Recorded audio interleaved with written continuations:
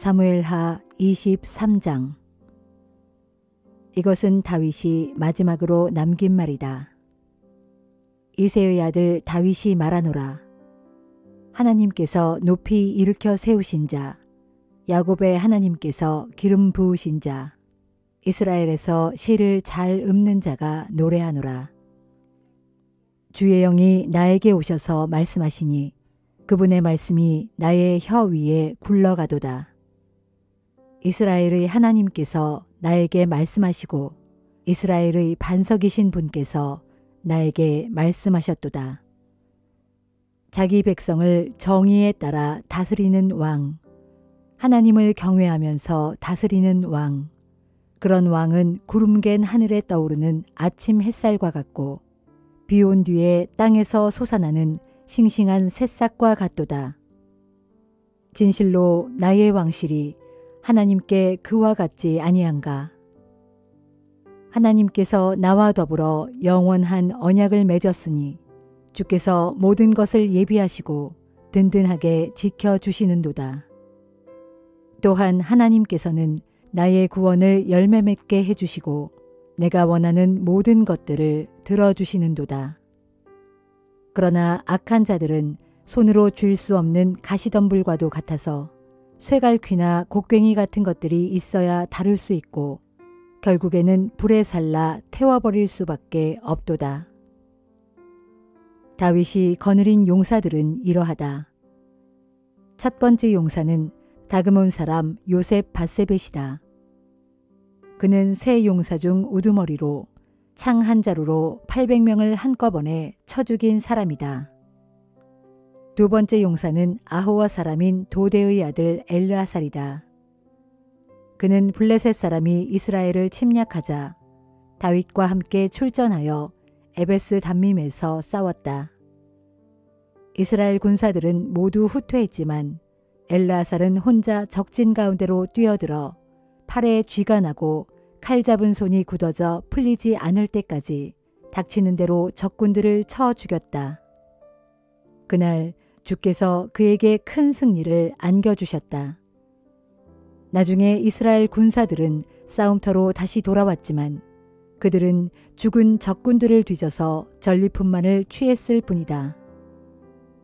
세 번째 용사는 하랄 사람인 아게의 아들 삼마다.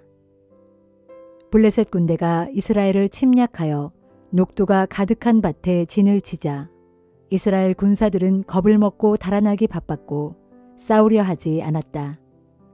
그러나 삼마는 밭 한가운데로 들어가서 블레셋 군사들을 쳐 죽였다. 그날 주께서는 삼마에게 큰 승리를 안겨주셨다. 추수가 시작될 무렵 블레셋 군대가 또 이스라엘을 침략하여 르바임 골짜기에 진을 치자 30인 특공대 소속인 이들 세 용사가 아둘람 동굴로 다윗을 찾아갔다. 이때 다윗은 산성 요새에 있었고 블레셋 군대는 베들레헴에 진을 치고 있었다. 다윗은 문득 베들레헴 성문 곁의 시원한 우물물이 생각나서 말했다. 아, 누가 베들레헴으로 내려가서 성문 곁의 우물에서 나에게 물을 길어다 줄 수 있을까? 그러자 세 용사가 블레셋 진영을 뚫고 들어가 그 우물에서 물을 길어다 다윗에게 바쳤다. 그러나 다윗은 그 물을 마시지 않고 주께 제물로 부어드리며 기도했다. 주여, 제가 어찌 이 물을 마실 수 있겠나이까? 이 물은 목숨을 걸고 길어온 용사들의 피가 아닙니까? 이렇게 말하면서 다윗은 그 우물물을 마시지 않았다. 세 용사가 바로 이런 일을 한 자들이다. 또 다른 세 장수 가운데 우두머리는 요압의 아우 아비새였다. 그는 창 한 자루로 300명을 쳐 죽였다. 이로써 그는 처음에 세 용사만큼이나 유명해졌다. 아비새는 30인 특공대의 대장이었지만 처음에 세 용사에는 미치지 못했다.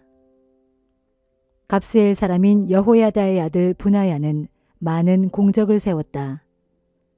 그는 모압의 사자들이라고 소문난 두 장수를 혼자서 쳐 죽였고 눈 내린 어느 날에는 구덩이에 빠진 사자를 보고 내려가서 때려잡기도 했다. 또 브나야는 이집트의 거인을 죽이기도 했다. 그는 막대기 하나만을 가지고 거인에게 달려들어 그가 쥐고 있는 창을 빼앗아 그것으로써 그를 찔러 죽였다. 브나야는 이렇게 큰 업적을 남김으로써 처음 세 용사만큼이나 이름을 떨치게 되었다. 그는 30인 특공대 안에서도 큰 존경을 받았으나 처음의 세 용사에는 미치지 못했다. 다윗은 브나야를 자신의 경호부대 대장으로 삼았다. 그 밖에 30인 특공대에 속한 다른 장수들은 이러하다.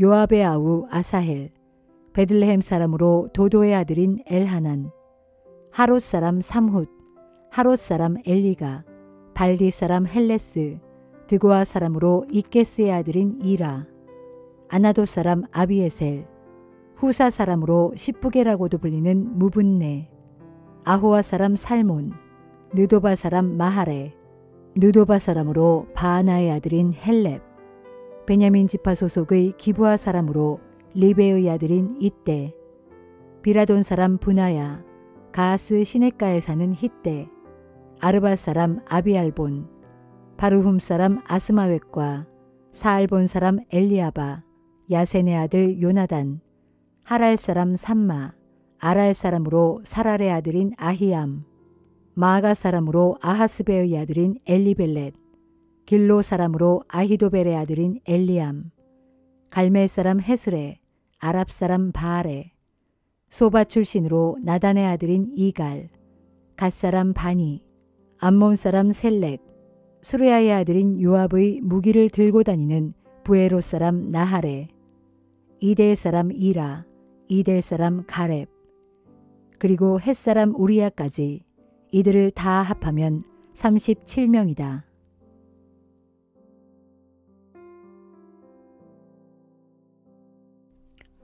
갈라디아서 3장. 갈라디아 사람들이여, 왜 그리 어리석은 것입니까? 십자가에 못 박히신 예수 그리스도의 모습이 여러분의 눈앞에 선한데도 도대체 누가 여러분을 미혹했습니까? 여러분에게 한 가지만 묻고 싶습니다. 정녕 여러분은 율법을 지켜서 성령을 받은 것입니까? 아니면 복음을 듣고 믿었기 때문에 성령을 받은 것입니까? 여러분은 왜 그렇게 어리석습니까? 처음에는 성령으로 시작했다가 결국에는 인간적인 노력으로 의롭다 인정받으려 애쓰고 있으니 말입니다. 여러분은 복음을 위해 그렇게 고난을 당하고서도 이제 와서는 모든 것을 헛된 일로 만들어버릴 작정입니까? 정말로 그 모든 고난이 헛일이었단 말입니까? 하나님께서 여러분에게 성령을 주시고 또 여러분 가운데서 기적을 베푸시는 것은 여러분이 율법을 잘 지키기 때문입니까? 아니면 여러분이 복음을 듣고 믿기 때문입니까? 아브라함을 생각해 보십시오. 성경에 기록되기를 그가 하나님을 믿었으므로 하나님께서 그를 의롭다고 여겨주셨다라고 했습니다. 그러므로 믿는 자들이야말로 참으로 아브라함의 자손이라는 것을 부디 아시기 바랍니다. 또 성경은 하나님께서 이방인들을 오직 믿음의 근거에서 의롭다고 인정해 주실 것임을 미리 알고서 아주 오래전에 하나님께서 아브라함에게 모든 이방 민족이 너를 통해 복을 받을 것이다 라는 복음을 선포하였습니다. 그러므로 믿음을 가진 사람들은 모두가 믿음의 사람인 아브라함과 함께 복을 받습니다. 하지만 율법의 행위에 의지하여 의롭게 되려는 사람은 모두 저주 아래에 놓여 있습니다. 성경에 기록되기를 하나님의 율법책에 기록된 것들을 항상 지켜 행하지 않고 하나라도 어기는 사람은 다 저주를 받을 것이다 라고 했기 때문입니다. 그러므로 율법의 행위로는 그 누구도 하나님 앞에서 의롭게 될 수 없다는 것이 너무나 명백합니다. 왜냐하면 성경에 기록되기를 의인은 오직 믿음으로 말미암아 살 것이다 라고 했기 때문입니다. 율법은 믿음을 바탕으로 하지 않습니다. 오히려 누구든지 율법을 잘 지키기만 하면 그 사람은 율법으로 인해 살 것이다 라고 하였습니다. 그리스도께서는 우리가 받아야 할 저주를 대신 받으심으로써 우리를 율법의 저주에서 구해주셨습니다. 나무에 달린 자는 누구든지 저주를 받은 자다 라고 성경에 기록된 대로 그리스도께서 저주를 받으신 것입니다. 이처럼 그리스도께서 우리를 위해 대신 저주를 받으신 것은 하나님께서 아브라함에게 주신 복을 이방인들에게까지 미치게 하고 또한 우리도 믿음으로 말미암아 약속된 성령을 받게 하시기 위함입니다. 형제들이여, 우리의 일상생활에서 예를 들어봅시다. 사람들 사이의 계약도 일단 서명을 하면 아무도 그 계약을 무효로 하거나 또는 무엇을 덧붙여 변경할 수가 없습니다. 하나님께서도 아브라함과 그의 자손에게 약속을 하셨는데 약속을 하실 때 하나님께서는 많은 사람들을 뜻하는 자손들이라는 표현을 사용하지 않으시고 단 한 사람을 뜻하는 자손이라는 표현을 사용하셨습니다. 여기에서 그 한 사람 자손은 곧 그리스도를 가리킵니다. 내가 말하고자 하는 핵심은 이것입니다. 아주 오래전에 하나님께서 아브라함과 이미 맺은 언약을 그때로부터 430년 후에 생긴 율법이 무효화해서 그 약속을 취소시킬 수 없다는 것입니다. 만일 하나님께서 우리에게 주시는 하늘나라의 유업이 율법에서 비롯된 것이라면 그것은 더 이상 약속으로 말미암은 것이 아닙니다. 그러나 하나님께서는 약속을 통하여 오직 은혜로 아브라함에게 그런 하늘나라의 유업을 거저 주셨습니다. 그러면 율법은 무엇 때문에 주신 것입니까? 그것은 약속하신 그 자손이 올 때까지 죄가 무엇인지 깨닫도록 하기 위해 덧붙여 주신 것입니다. 율법은 천사들을 통해 한 중개자의 손으로 우리에게 주어졌습니다. 이처럼 율법은 두 당사자 중 어느 한편에만 속하지 않는 중개자를 통해 간접적으로 주어졌지만 약속은 오직 한 분이신 하나님에 의해 우리에게 직접적으로 주어졌습니다. 그렇다면 율법은 하나님과의 약속과는 상반되는 것일까요? 결코 그렇지 않습니다. 만일 율법이 사람을 살릴 수 있도록 주어졌다면 의롭게 되는 것도 분명 율법에서 비롯되었을 것이기 때문입니다. 하지만 성경은 온 세상이 죄 아래 갇혀 있다고 선언합니다. 그래서 하나님에 의해 약속된 그것, 곧 구원을 얻는 생명이 오직 예수 그리스도를 믿는 믿음을 통하여 믿는 자들에게 주어지게 된 것입니다. 이런 믿음이 오기 전까지 우리는 율법에 의해 감시를 받는 죄인들로서 장차 올 믿음이 나타날 때까지 죄의 감옥에 줄곧 갇혀 있어야 했습니다. 그래서 결과적으로 율법은 믿음의 주체이신 그리스도께서 오실 때까지 우리를 그분께로 인도하는 가정교사의 역할을 하였습니다. 그것은 우리로 하여금 율법으로가 아니라 오직 믿음으로 의롭다함을 인정받게 하기 위해서입니다. 그러나 마침내 그 믿음이 왔으므로 이제는 우리가 더 이상 율법이란 가정교사 아래 있을 필요가 없게 되었습니다. 이제 여러분은 모두 그리스도 예수를 믿음으로써 그분 안에서 하나님의 자녀가 되었습니다. 여러분은 모두 세례를 받고 그리스도와 연합하여 하나가 되었으므로 곧 그리스도로 옷 입은 사람들이기 때문입니다. 이제는 유대인과 헬라인, 종과 자유인, 남자와 여자의 차별이 있을 수 없습니다. 여러분은 모두 그리스도 예수 안에서 하나이기 때문입니다. 여러분이 그리스도께 속한 사람이라면 여러분은 모두 아브라함의 자손이요 또한 하나님의 약속에 따라 하늘나라의 유업을 이어받을 상속자들입니다. 에스겔 30장. 주의 말씀이 내게 또 내렸다. 너 사람아, 너는 이집트를 향해 이렇게 예언하여라. 선포하기를 주 하나님께서 말씀하신다. 너희는 통곡하여라. 아, 슬프다. 이날이여 하고 울부짖어라. 그날이 가까이 왔다. 주의 날이 가까이 이르렀다. 그날은 캄캄한 먹구름이 덮치는 날이요 문 나라들에게 주의 심판이 임하는 때다. 그날 전쟁의 칼이 이집트를 휩쓸고 구스 땅에는 큰 고통이 있을 것이다. 그렇다. 주께서 심판하시는 날 이집트에서 수많은 사람들이 칼에 찔려 쓰러지고 그들의 재산이 약탈당하며 나라의 토대가 무너져 내릴 것이다. 이집트 사람들이 칼에 찔려 죽어갈 때 그들 이집트 사람들과 더불어 이집트와 동맹 맺은 나라들의 백성들 곧 구스 사람, 붓 사람, 룻 사람, 아라비아 사람, 굽 사람들도 모두 칼에 맞아 쓰러질 것이다. 나 주가 말한다. 심판의 그날에 이집트를 지원하는 나라들도 다 거꾸러질 것이다.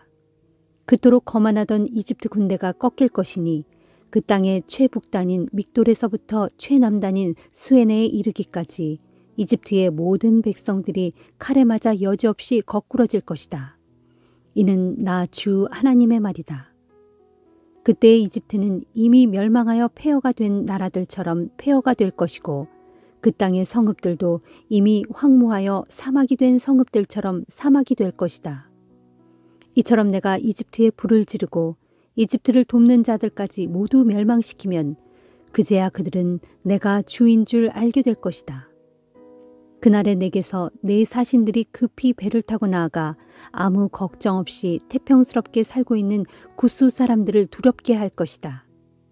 이집트 땅에 재앙이 닥쳐 그들이 고통당하는 날 구스 사람들도 그들처럼 똑같이 고통당할 것이다. 보라, 그런 날이 닥쳐오고 있다. 나 주가 말한다. 내가 바빌로니아 왕 느부갓네살의 손으로 이집트 군대를 패망시킬 것이다.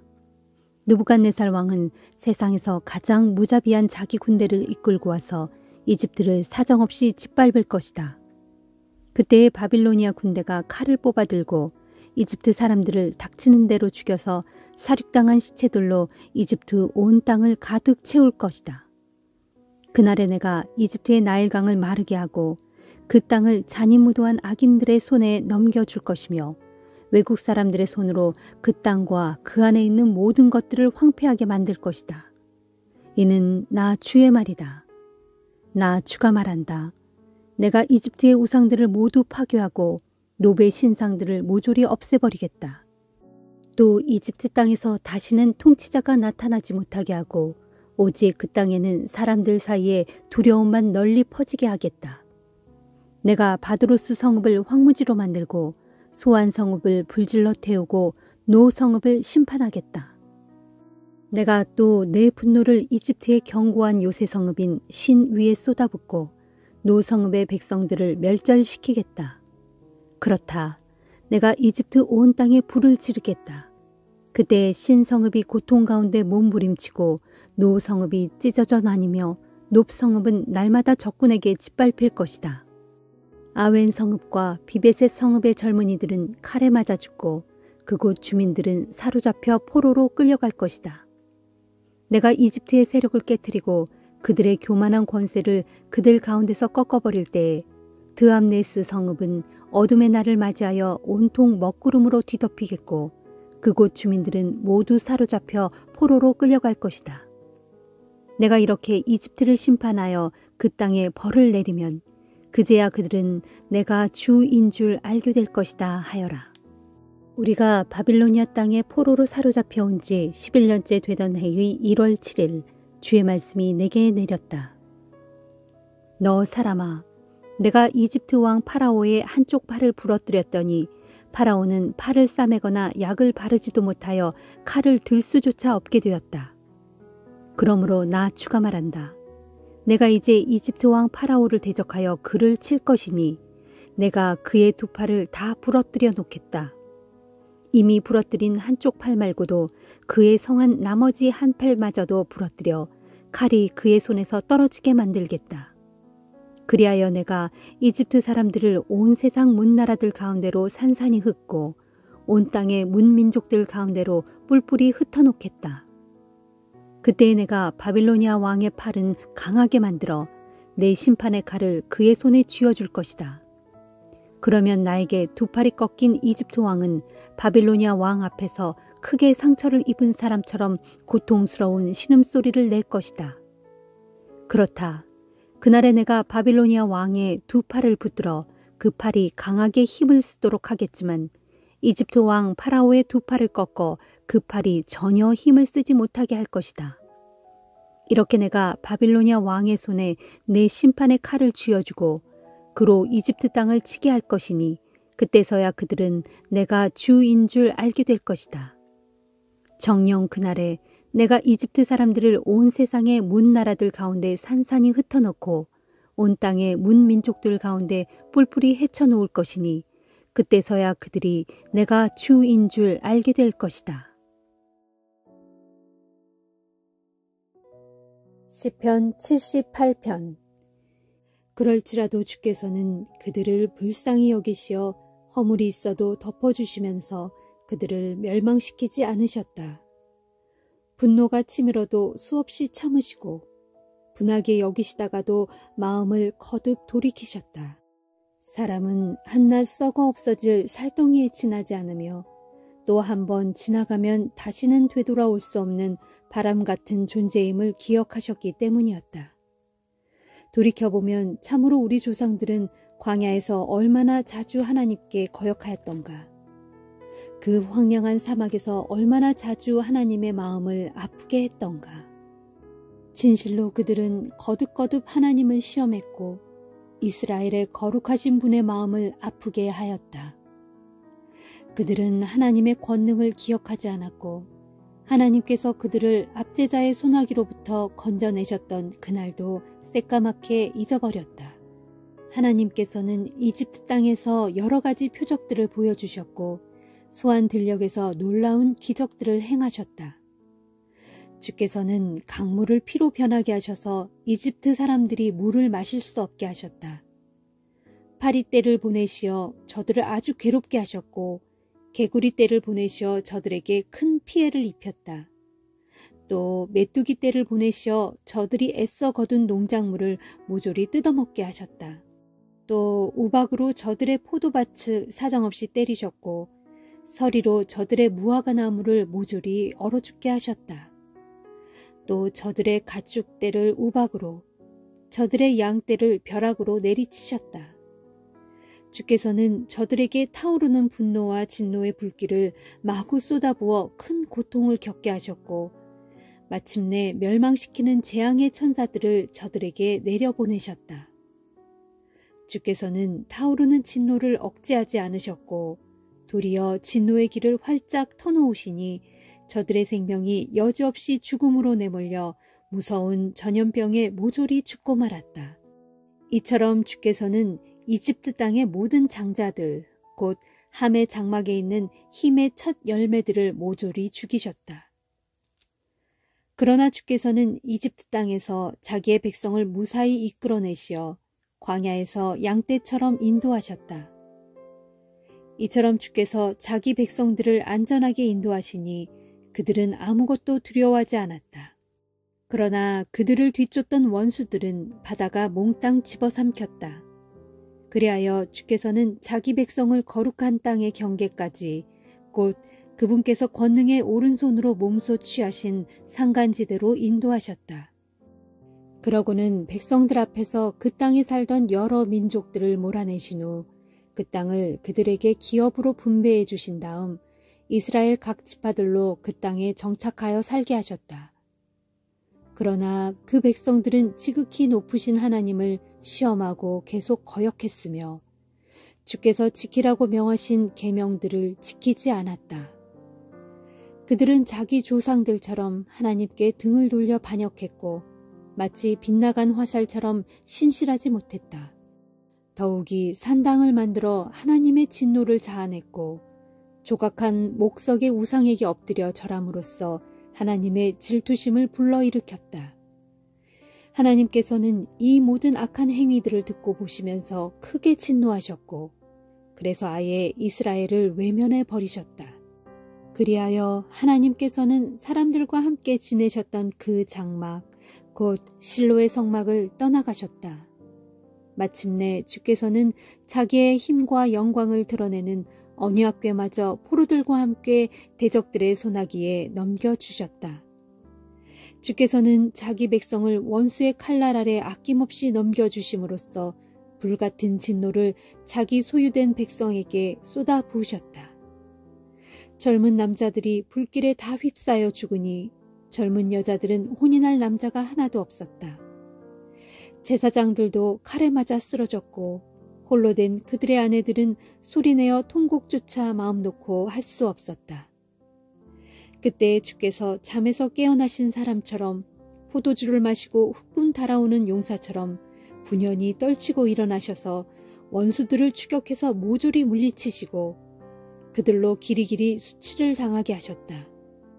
그런 다음 주께서는 요셉의 후손들도 마다하시고 에브라임 지파도 뽑아 세우지 않으시고 오직 유다 지파를 뽑아 세우셨으니 주께서 사랑하신 시온산을 가려 뽑으셨다. 그리고 그곳 시온산에서 주께서는 주님의 성소를 하늘같이 드높게 영원히 다지신 땅같이 든든하게 우뚝 세우셨다. 또한 주께서는 다윗을 가려 뽑으신 후 자기 종으로 삼으시고 그를 양치던 목장에서 이끌어내셨다. 곧 새끼둔 암양을 치던 다윗을 불러내어 주의 백성 야곱을 주의 소유된 이스라엘을 인도하는 목자로 세우셨다. 그리하여 다윗은 온 마음을 다해 이스라엘을 정성껏 돌보고 지혜롭고 능숙한 손길로 이스라엘을 잘 인도하였다.